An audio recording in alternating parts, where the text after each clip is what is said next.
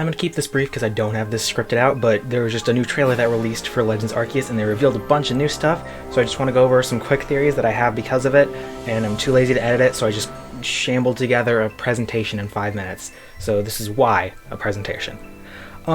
So basically they revealed these things called, what are they called? They're called Wardens. They're Wardens.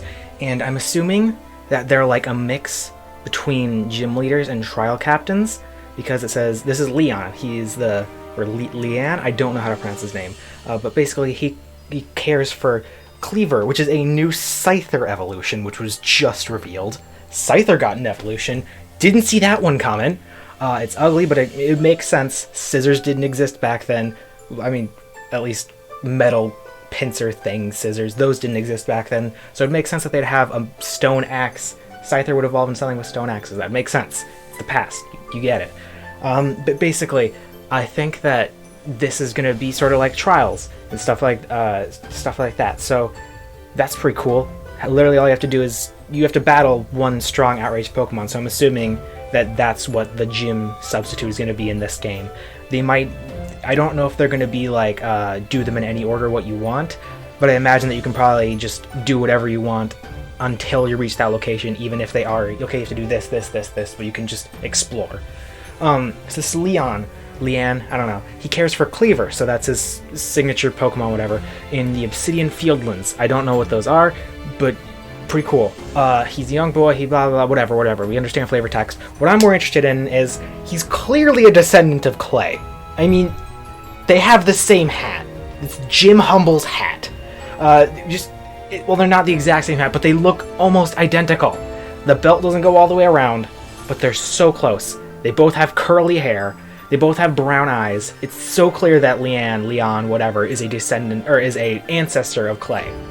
And then we have Iscan, which is his descendant tree is the one that I feel the least confident about. The only reason I chose them is because they have similar skin tones and they have the same eyebrows. I'm not 100% set on this one, but the only other, I could have looked for somebody who has like a water specialty, but Marlon doesn't really look at all like Iscan outside of their skin color, so this is the one that felt the closest to me. And it says that he cares for a special Basculegion that makes its home in the area. Not a special Basculin evolution, a special Basculegion. So not the red Basculegion that we've seen. That I'm willing to bet that he cares for the evolution of Blue Basculin, the Blue Basculegion. And what makes it more interesting to me is that he can be a bit easy to frighten and isn't too fond of ghost Pokemon, which Basculegion is. So the evolution of Blue Basculegion isn't going to be a ghost type. That's what I'm getting from this. We're going to have two Pokemon with the same name, but a different type. I'm super excited for that, because I just want more Basculin evolutions. I'm glad that Basculin's getting love. Again, the connection between him and Spencer. The connection between him and Spencer is tenuous, but they look sort of similar. So this is the best I could. This is easily the worst connection, but it's the best I could find.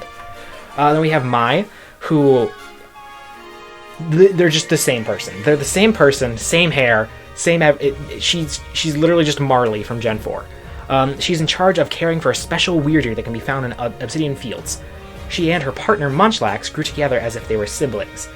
So either what this means is that her special Pokemon is Weirdeer, and you just never fight her Munchlax in battle, or Munchlax is getting a specific evolution.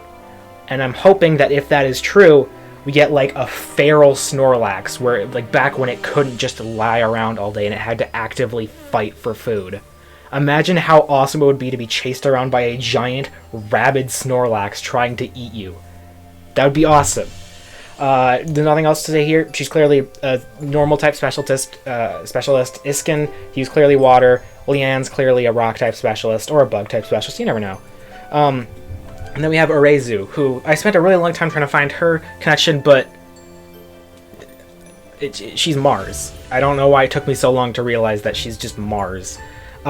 Basically, she has a great deal of responsibility as a warden, and because of this, she tends to try and solve problems all by herself. She's tasked with the care of a certain lady Pokemon.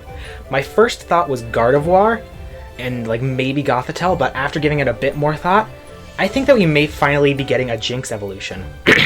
Because Jinx, Electabuzz, and Magmar were sort of treated as counterpart Pokemon all the way until Gen 4 when only Magmar and Electabuzz were given evolutions. I think that Jinx is finally getting her heyday and she's finally getting a new evolution. I think it's going to be like Weirdeer where there's no alternate regional form. I think she's just going to get a permanent Jinx will always evolve into this now evolution. Yeah, I don't know. And I think that she's going to be a Psychic type specialist because women, I don't know. I don't know anything about her. But then we have this, the most confusing part. This is the Arc Phone, an item obtained early in the game. It's basically the Rotom phone, but Arceus themed.